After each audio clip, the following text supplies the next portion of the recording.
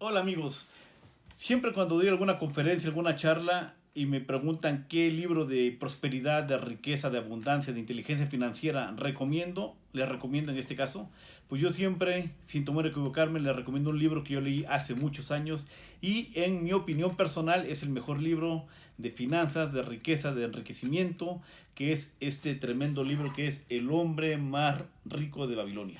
Déjame y te cuento un poco de la relación que tengo con este maravilloso libro desde 1985, hace ya 34 años. Mira, te enseño el primer libro que leí. Ese ejemplar me lo regaló una persona muy próspera, muy abundante, con mucho dinero, allá en Paraíso, Tabasco.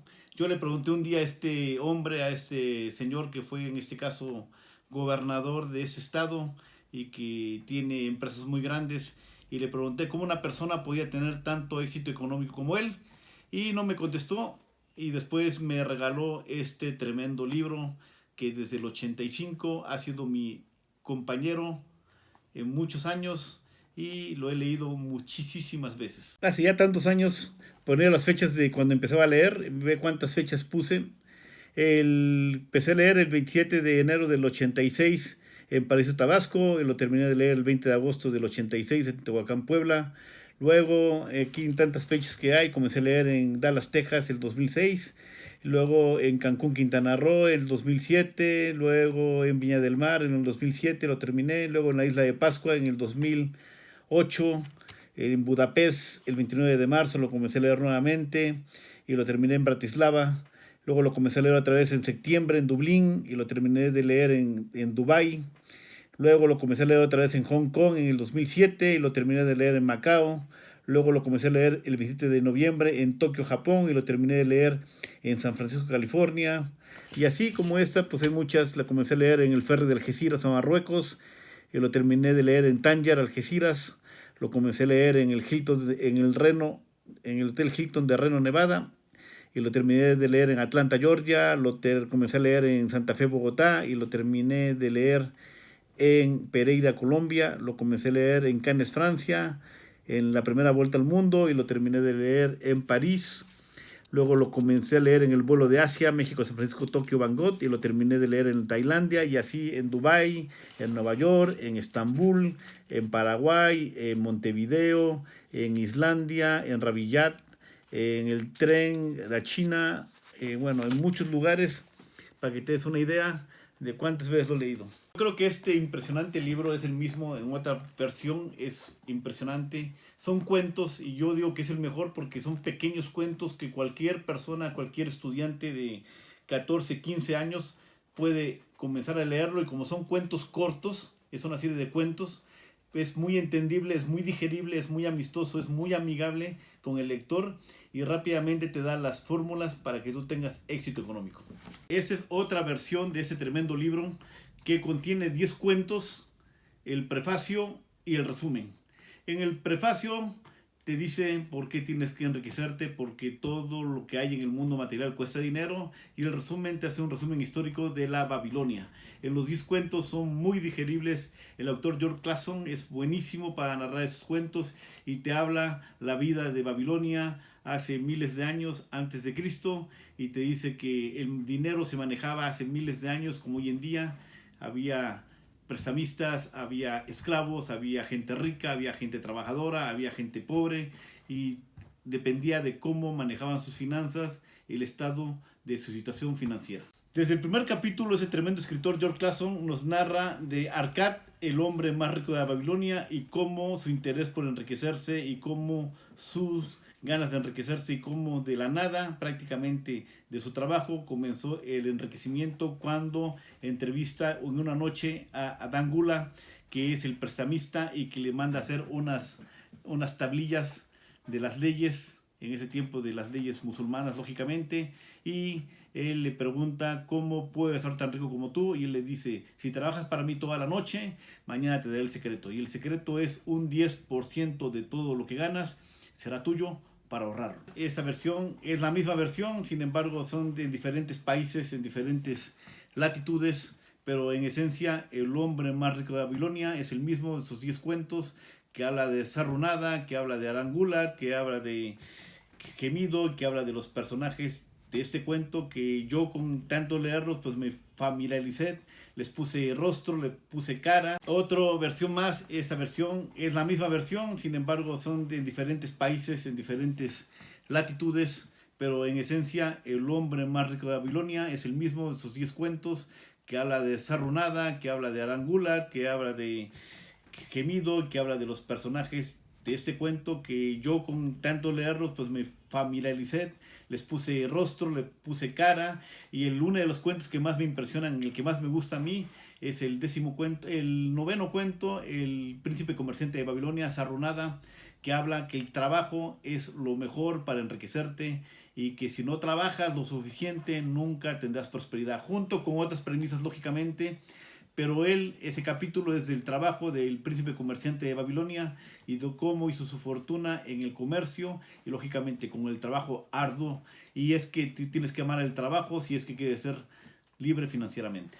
Vean chicos, por lo menos 7 versiones diferentes de este tremendo libro. Diferentes portadas, el mismo conocimiento, la misma sabiduría. Te lo recomiendo ampliamente.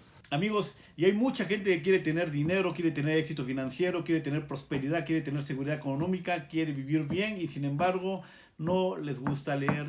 Malas noticias, si quieres tener éxito financiero vas a tener que educar tu mente financieramente hablando y vas a tener que leer muchos libros de finanza.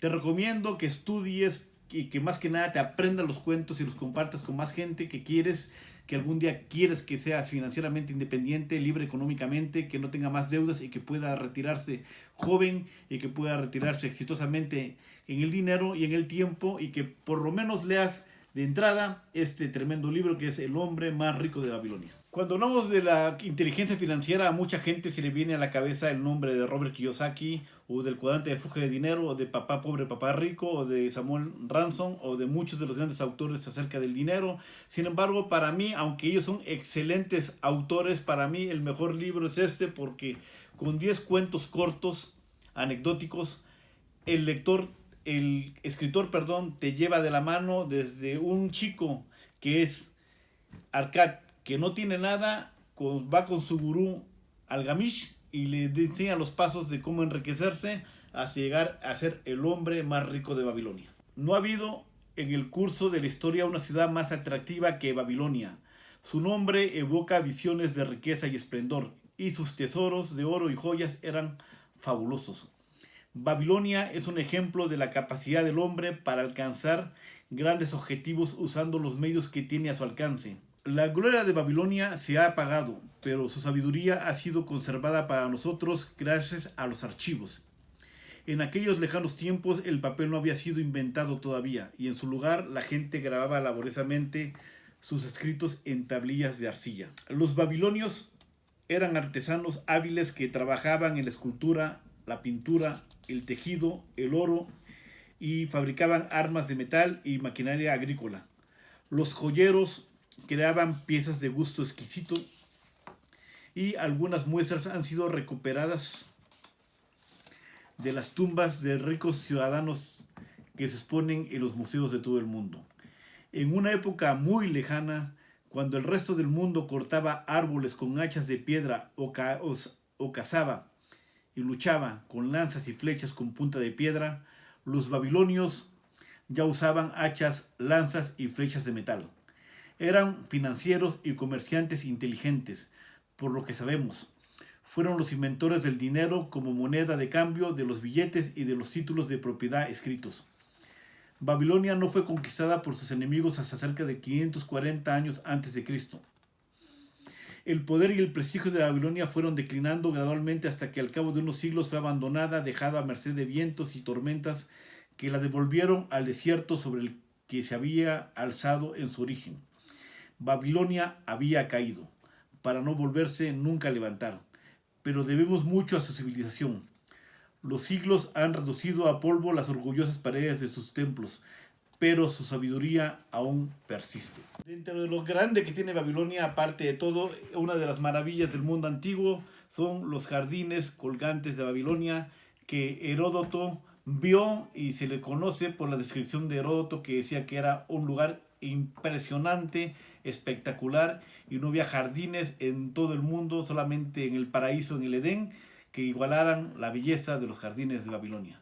A Babilonia le debemos tantas cosas, tanta educación, tantos principios, pero más que nada su mentalidad de enriquecimiento y su manera de ver el mundo financieramente hablando. Cómo alcanzar el éxito y solucionar tus problemas financieros. Entre los 10 cuentos que tiene este tremendo libro es El hombre que deseaba oro, El hombre más rico de Babilonia, Los 7 remedios para una bolsa pobre, Encuentra a la diosa de la buena suerte, Las 5 leyes del oro, El prestamista de oro de Babilonia, Los muros de Babilonia, El traficante de camellos de Babilonia, Las tablillas de arcilla de Babilonia, El hombre más afortunado de Babilonia. Si tú quieres realmente ser rico y algún día financieramente independiente, este libro contiene el secreto.